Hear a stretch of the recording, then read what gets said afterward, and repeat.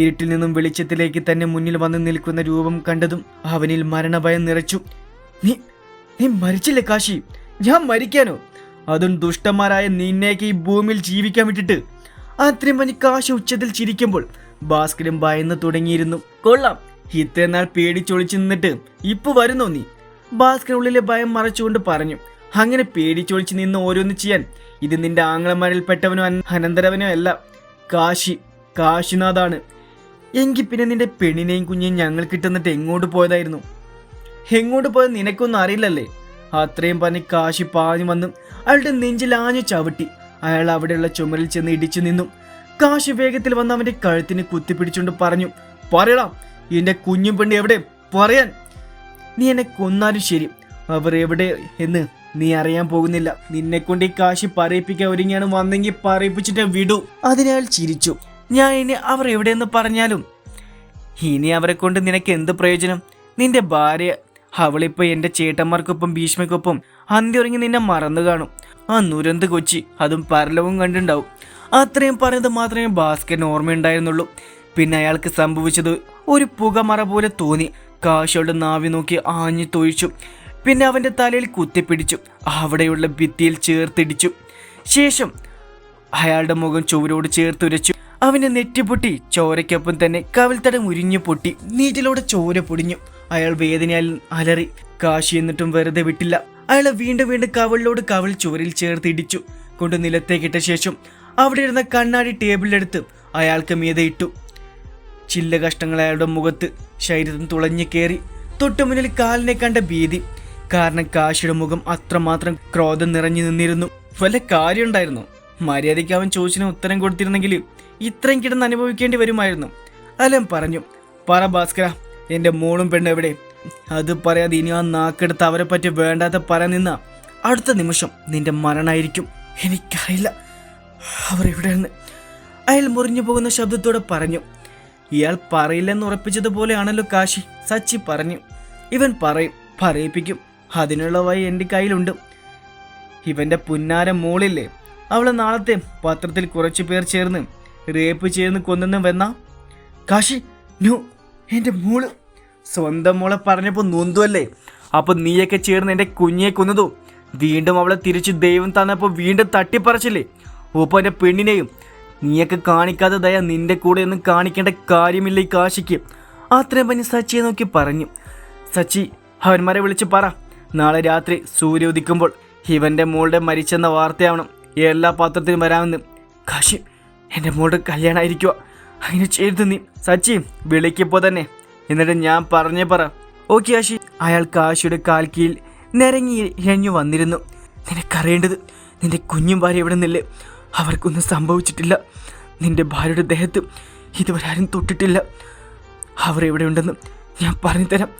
അങ്ങനെയെങ്കിൽ എൻ്റെ മോള് വെറുതെ വിടില്ല നീ. ആദ്യം അവർ എവിടെയെന്ന് പറ, എന്നിട്ട് തീരുമാനിക്കാൻ ഞാൻ.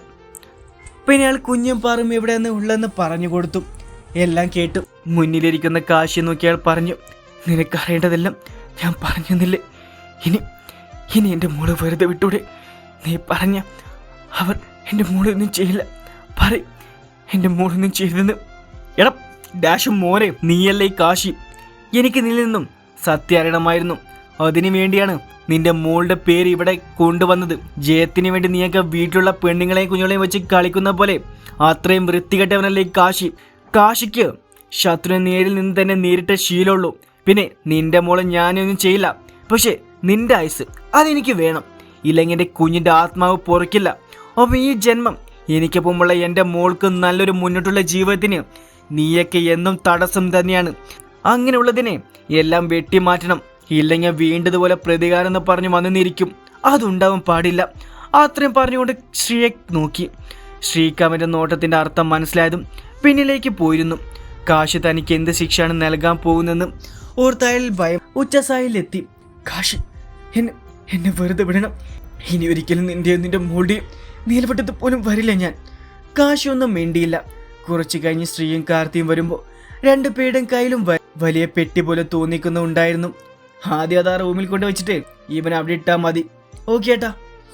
അവരടുത്ത് കണ്ട റൂമിൽ കയറി അവിടെ ആ പെട്ടികൾ രണ്ടും തുറന്നു വെച്ചിട്ട് വേഗത്തിൽ റൂം പുറത്തുനിന്ന് ലോക്കാക്കി. ഇനി അവനെ കൊണ്ടുപോ.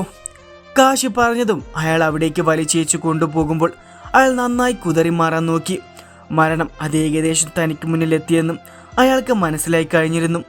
അയാളെ പിടിച്ച് ആ റൂം തുറന്ന് അകത്തേക്കിട്ട ശേഷം അതുപോലെ തന്നെ പുറത്തുനിന്ന് ലോക്കാക്കി. അയാൾ ഡോറിൽ തട്ടി ഉച്ചത്തിൽ വിളിച്ചു. എന്നാൽ പെട്ടെന്ന് റൂമിലെ ഓരോ ഭാഗങ്ങളിൽ നിന്നും എന്ന് പറഞ്ഞ സൗണ്ട് കേട്ടതും അയാൾ തിരിഞ്ഞു നോക്കി. ഓരോ ഭാഗത്തും പത്തി വിടർത്തി ഉഗ്ര കോപത്തിൽ നിൽക്കുന്ന നാഗങ്ങൾ. അയാൾ ഭയം വന്നു. അവിടെ ഉണ്ടായിരുന്ന ഓരോ സാധനങ്ങൾ എറിഞ്ഞും അതിനെ ഓടിക്കാൻ നോക്കി. എന്നാൽ അവ ഉഗ്ര കോപം പൂണ്ടുകൊണ്ട് അയാൾക്ക് നേരെ ചീറ്റി വന്നു. നാഗങ്ങളിൽ ഒന്ന് അയാൾ ആദ്യം കൊത്തിയതും അയാൾ വാവിട്ട് അലറിക്കരഞ്ഞു. എന്നാൽ അയാളുടെ ഉച്ചത്തിലുള്ള അലർച്ചയുടെ ശബ്ദത്തിനൊപ്പം മറ്റു നാഗങ്ങളും അയാളെ സ്ഥാനം ഉറപ്പിച്ച് വരിഞ്ഞു. അവസാന ശ്വാസം അയാളിൽ നിന്നും പോകുമ്പോൾ അയാളുടെ വായിൽ നിന്ന് നുരയും പതയും വമിച്ചിരുന്നു. കാശി, അലം വിളിച്ചു. ഏറെ സമയം കഴിഞ്ഞിരിക്കുന്നു. ഇപ്പോൾ അയാളുടെ സൗണ്ട് പോലുമില്ല. മരിച്ചിട്ടുണ്ടാവും കാശി. അയാൾ ഉണ്ടാവുമെന്നല്ല, മരിച്ചിരിക്കുന്നു. ഇനി എന്താ കാശി അടുത്ത പ്ലാൻ? ഇയാൾ മരിച്ചെന്നത് അവർ അറിയും മുമ്പ് എനിക്ക് അവിടെ എത്തണം. അവൻ്റെ വായിൽ നിന്നും അവർ എവിടെയാണെന്ന് അറിഞ്ഞുകൊണ്ട് ഇനി അവിടേക്ക് എത്തേണ്ടത് മാത്രമേ ഉള്ളൂ നമുക്ക്. ഭീഷ്മ പറഞ്ഞ പ്രകാരം അവൻ്റെ വിശ്വാസത്തിൽപ്പെട്ട ഒരു ഡോക്ടറും നേഴ്സും ചേർന്ന് അവിടേക്ക് വന്നു. കുഞ്ഞിയുടെ കുഞ്ഞു വെയിനിൽ സൂചി കുത്തിയിറക്കുമ്പോൾ പാറുവിൻ്റെ അമ്മ മനം തേങ്ങി. എന്നാൽ തന്നെ കുത്തിയതുപോലും അറിയാതെ മയക്കത്തിലായിരുന്നു കുഞ്ഞ്. ഒരു ട്രിപ്പ് കൂടെ ഇടുക, അത് കഴിഞ്ഞ് വീണ്ടും ഒരു ഇഞ്ചക്ഷൻ. അപ്പോഴേക്കും ആൾ ഓക്കെ ആവും. എൻ്റെ മോള് അതിലൂടെ പറഞ്ഞത് കുഴപ്പമില്ല. അത്രയും പറഞ്ഞ് കൂടെയുള്ള നേഴ്സിനെ നോക്കി. ട്രിപ്പ് ഇടാനുള്ള ഫെസിലിസ്റ്റ് കാറിൽ വെച്ചിരുന്നില്ലേ, അത് വേഗം എടുക്കണം. എന്നിട്ട് രേഖ തന്നെ കുഞ്ഞിക്ക് ട്രിപ്പ് ഇട്ട് കൊടുക്കണം. ട്രിപ്പ് തീരുമ്പോൾ തന്നെ വിളിച്ചാൽ മതി, ഞാൻ അപ്പുറത്ത് കാണും. Okay doctor. അയാൾ അവിടെ പോയതും പാറു കുഞ്ഞിയുടെ അരികിൽ വന്നിരുന്നു. അവളുടെ തലയിൽ തഴുകി. കണ്ണുകൾ പൂട്ടി ചെരിഞ്ഞു കിടക്കുന്ന കുഞ്ഞിയുടെ വയ്യാത്ത കോലം കാണെ അവളുടെ കണ്ണുകളും ഇറനഴിഞ്ഞിരുന്നു. ആരാ ഭീഷ്മ ആ പെൺകുട്ടിയും കുഞ്ഞും? എനിക്ക് വേണ്ടപ്പെട്ടവരാ ദീപക്. അതെനിക്ക് മനസ്സിലായി. അതുകൊണ്ടാണല്ലോ ഹോസ്പിറ്റലിൽ കൊണ്ടുവരേണ്ടതിന് പകരം എന്നെ ഇങ്ങോട്ട് വിളിച്ചത്. അതിനിപ്പോൾ എങ്ങനെയുണ്ട്? ട്രിപ്പ് കൊടുക്കാൻ പറഞ്ഞു. അത് കഴിഞ്ഞാൽ ഇപ്പോൾ അതിന് ബെറ്ററാവും. പനി കുറഞ്ഞല്ലോ. അപ്പോൾ വന്ന ടൈം ഉണ്ടായിരുന്ന അത്രയും ഇല്ല. പെട്ടെന്ന് പനി വരാൻ മാത്രം ഭീഷ്മ ചോദിച്ചു. കുഞ്ഞു കുട്ടികളല്ലേ, ചില കുഞ്ഞുങ്ങൾക്ക് നോർമൽ വരാറുണ്ട്. പിന്നെ സ്ഥലം മാറി വരുമ്പോൾ, ക്ലൈമറ്റ് ചേഞ്ച് വരുമ്പോൾ, ഇല്ലെങ്കിൽ കുഞ്ഞു മനസ്സിൽ ആരോടും പറയാൻ പറ്റാതെ ഇവന്ന് എന്തെങ്കിലും കാരണം കൊണ്ട് വരാം. എന്തായാലും അതിൻ്റെ അസുഖം മാറണം ദീപക്. അതുവരെ നീയും നിന്റെ കൂടെ ഉള്ളവരും ഇവിടെ വേണം. കാശിൻ്റെ കാര്യത്തിൽ ഇന്ന് നിനക്ക് നഷ്ടം വരുന്ന കാശ് പോലും ഞാൻ തരും. പോരെ? മതി. എന്നാ നീ ഇരിക്ക്, ഞാനൊന്ന് അവളെ കാണട്ടെ. അത്രയും പറഞ്ഞ് ഭീഷ്മ അവിടെ നിന്ന് അകത്തേക്ക് വന്നു. കുഞ്ഞിയുടെ അടുത്തിരിക്കുന്ന പാറുവിനവൻ വിളിച്ചു. പാർവതി, എനിക്ക് സംസാരിക്കാനുണ്ട്, വാ. കുഞ്ഞിനെ അവർ നോക്കിക്കോളും. എൻ്റെ മോള് പറഞ്ഞില്ലേ അവർ നോക്കുമെന്ന്. ഇനി വരില്ലെന്നാണെങ്കിൽ ഈ വന്നവരെ പറഞ്ഞു വിടണം ഞാൻ. അവൾക്കടുത്ത് വന്ന് കേൾക്കാൻ മാത്രം പറഞ്ഞു. പാറു കുഞ്ഞിനെ നോക്കിയ ശേഷം അവന് പിന്നാലെ ചെന്നു. അവിടെ നിന്നും മാറി കുറച്ച് അപ്പുറത്തെ റൂമിൽ അവൻ കയറി. ഒപ്പം അവൻ കയറിയിട്ടു മടിച്ചു കയറാൻ നിൽക്കുന്ന പാറുവിനെ അവൻ നോക്കി. നിന്നോട് മാന്യമായി പെരുമാറാൻ നോക്കി. എവിടെ അഹങ്കാരം തലയ്ക്ക് പിടിച്ച് കയറ്റി വെച്ചിക്കല്ലേ? എന്നിട്ട് എന്തായി? നിന്റെ കുഞ്ഞിയുടെ അവസ്ഥ കണ്ടോ? എൻ്റെ ഒരു വാക്കിലാണ് അതിൻ്റെ ഇപ്പോഴത്തെ ജീവൻ പോലും. ഞാൻ അതിന് മുന്നോട്ടുള്ള ചികിത്സ കൊടുക്കരുതെന്ന് പറഞ്ഞാൽ കൊടുക്കില്ല. പ്ലീസ് അങ്ങനെ ചെയ്യരുത്. ചെയ്യണ്ടെങ്കിൽ എൻ്റെ ആവശ്യം നടക്കണം. ഇപ്പോൾ സമയം 5, കൃത്യം 7 മണിക്ക് നീ എൻ്റെ റൂമിലുണ്ടാവണം. എനിക്കും എൻ്റെ അമ്മാവനും വലിയച്ഛനുള്ള. ബാക്കി പറയാതെ അവളൊരു പുച്ഛച്ചിരിയോടെ നോക്കി. നീ വരാതിരുന്ന ആ കുഞ്ഞിനെ മറക്കുന്നതാവും നല്ലത്. പിന്നെ എല്ലാം കഴിഞ്ഞ് നിന്റെ കുഞ്ഞിൽ എനിക്ക് മാത്രമാണ് അധികാരം എന്നുള്ളത് കൂടെ ഒപ്പിട്ട് തന്നാ കുഞ്ഞിനെ ജീവനോടെ തന്നെ കിട്ടും. ഇല്ലെങ്കിൽ അത്രയും പറഞ്ഞ് അവൻ പോകുമ്പോൾ പാറ നിലത്തേക്ക് ഊർന്നു വീണു. അവസാന വാതിലും തനിക്ക് മുന്നിൽ ദൈവം അടച്ചു കളഞ്ഞുവോ എന്നോർത്തുകൊണ്ട് അപ്പോഴും കുഞ്ഞ് മാത്രമായിരുന്നു അവളുടെ മനസ്സിൽ. അവളെ രക്ഷിക്കുക, തൻ്റെ ജീവൻ കളഞ്ഞിട്ടായാലും. അവൻ അവിടെ നിന്ന് പോകുമ്പോൾ പാറു അവിടെ നിന്ന് വാവിട്ട് കരഞ്ഞു പോയിരുന്നു. എന്ത് ചെയ്യണമെന്നറിയാത്ത അവസ്ഥ. തൻ്റെ കുഞ്ഞ്, അവളെ ഇനിയും നഷ്ടപ്പെടുത്താൻ വയ്യ. ഒരിക്കൽ നഷ്ടമായവളെ ദൈവം തൻ്റെ ഉദരത്തിലൂടെ തിരിച്ചു തന്നിരിക്കുന്നു. വീണ്ടും താൻ കാരണം തൻ്റെ കുഞ്ഞിനെ നഷ്ടപ്പെടുത്തേണ്ടി വന്ന പാറുവിന് അതൊന്നും ചിന്തിക്കാൻ കഴിഞ്ഞില്ല. അവൾ ആ റൂം മൊത്തം കണ്ണോടിച്ചു. എന്നിട്ട് ദേഷ്യത്തിൽ അവിടെയുള്ളതെല്ലാം വലിച്ചെറിഞ്ഞതും നിലത്തേക്ക് തള്ളിയിട്ടും അവളുടെ സങ്കടവും ദേഷ്യവും തീർത്തു. അവസാനം നിലത്തേക്കിരുന്നു വീണ്ടും വാവിട്ട് കരയുമ്പോൾ തൻ്റെ കാൽക്കൽ കിടക്കുന്ന ബോട്ടിൽ കണ്ടു. അവൾ അവിടേക്ക് നോക്കി. വേഗം പാറു അത് കരങ്ങൾക്കുള്ളിലാക്കിയ ശേഷം എന്തോ ഉറപ്പിച്ച പോലെ അവിടെ നിന്ന് കണ്ണുനീർ തുടച്ചുകൊണ്ട് വേഗം തൻ്റെ റൂമിലേക്ക് ചെന്നിരുന്നു. അവൾ സമ്മതിച്ചതിന് ഭൈരവൻ തിളങ്ങുന്ന കണ്ണുകളോടെ ചോദിച്ചു. പിന്നെ സമ്മതിച്ച് പറ്റുമോ അവൾക്ക്? ഇല്ലെങ്കിൽ അവളുടെ കുഞ്ഞിൻ്റെ ജീവനാണ് ആപത്ത്. ഭീഷ്മ പറഞ്ഞു. എന്തായാലും ആ കൊച്ചിന് ഈ സമയത്ത് ഇങ്ങനെ അസുഖം വന്ന് എന്തുകൊണ്ടും നന്നായി, ഭരതൻ പറഞ്ഞു. അവൾ വല്യച്ഛനമ്മനും വേണ്ടെന്ന പോലെ ഉപയോഗിക്കാം.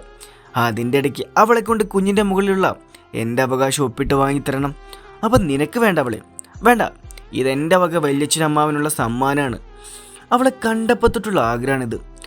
കുഞ്ഞിന് സുഖമായ പിന്നെ അവൾ ഒന്നിനും തയ്യാറാവില്ല. അതിനുമുമ്പ് നമുക്ക് അവളെ വേണം. ഇന്ന് കൃത്യം 7 മണിക്ക് വല്യച്ഛനമ്മാവന് വേണ്ടി ഞാനൊരുക്കുന്ന റൂമിൽ അവളുണ്ടാവും. കുറെ നാളായി പെണ്ണിനെ അറിഞ്ഞിട്ടും ഇവിടെ നിൽക്കുന്നതുകൊണ്ട് വീട്ടിൽ പോകാനാവുന്നില്ല. എങ്കിൽ അങ്ങനെ ആഗ്രഹം അടക്കിയേനെ. പിന്നെ വീട്ടിലുള്ളത് അത് മടുത്തതാ ഞാൻ. പിന്നെ വെറും അയാൾ വശ്യത നിറച്ചു പറഞ്ഞു. പാർവതി അവളുടെ അടുത്ത് വരില്ല ഒരുത്തിയും. കാശിയുടെ നല്ല സമയമായിരുന്നു അവൾ അവനെ കിട്ടിയത്. എന്നിട്ട് എന്തായി? ഒരുപാട് അവളെ വെച്ച് സൂഹിക്കാനായോ അവന്?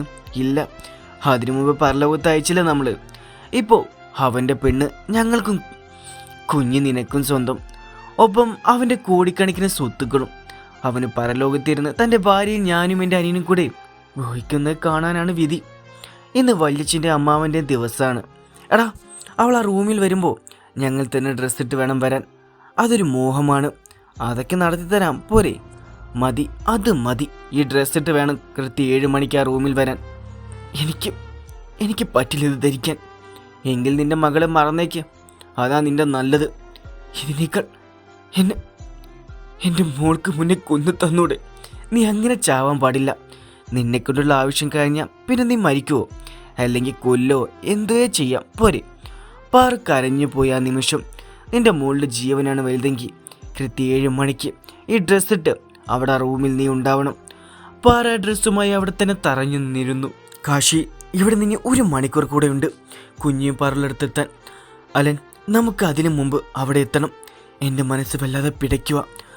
അവർക്ക് 2 പേർക്കും അരുതാത്ത എന്തോ സംഭവിക്കാൻ പോകുന്നത്. ഒന്നും വരില്ല, നിനക്കൊപ്പം തന്നെ ഞങ്ങളും ഇല്ലേ? അത്രയും പറഞ്ഞ് അലൻ ശ്രീയെ നോക്കി. ശ്രീ, ഇനി അങ്ങോട്ട് വണ്ടി ഞാൻ ഓടിക്കാം. വേണ്ട, ഞാൻ ഓടിക്കാം. മുമ്പിൽ സമയം കളയാനില്ല ഈ കാശിക്ക്. അതും പറഞ്ഞ് ശ്രീക്ക് പകരം കാശി ഡ്രൈവിംഗ് സീറ്റിലിരുന്നു. വണ്ടി മുന്നിലേക്ക് പായിക്കുമ്പോൾ തൻ്റെ കുഞ്ഞും പെണ്ണും മാത്രമായിരുന്നു കാശിയുടെ മനസ്സിൽ. അവർ കൊടുത്ത ഡ്രസ്സിട്ട് തന്നെ പാറ ഒരുങ്ങി വന്നു. കണ്ണാടിയുടെ മുമ്പിൽ നിന്നും അവളുടെ മുഖത്ത് പുച്ഛം നിറഞ്ഞു. സ്വന്തം പ്രതിരൂപത്തോട് തന്നെ പാറുവിൻ്റെ കണ്ണുകൾ ടേബിളിൽ നീണ്ടു. അവൾ ആ ബോട്ടിൽ കയ്യിലെടുത്തു. ഉറക്ക ഗുളിക നിറഞ്ഞ ബോട്ടിൽ. അവൾ വേഗം അത് വായിലേക്ക് തട്ടി വെള്ളം കുടിച്ചു കഴിഞ്ഞിരുന്നു. എന്നിട്ട് തൻ്റെ പ്രതിരൂപത്തിൽ നോക്കി. എനിക്ക് എൻ്റെ മോളുടെ ജീവനാണ് വലുത്. അത് രക്ഷിച്ചേ മതിയാകൂ. ഇന്ന് ഈ ശരീരം, അതിനെന്നും ഒരേ ഒരു അവകാശമേ ഉള്ളൂ, എൻ്റെ കാശിയേട്ടൻ. മറ്റൊരാൾ സ്വന്തമാക്കാൻ നോക്കിയാൽ അത് പാറുവിൻ്റെ ജഡത്തിന് സമമാണ്.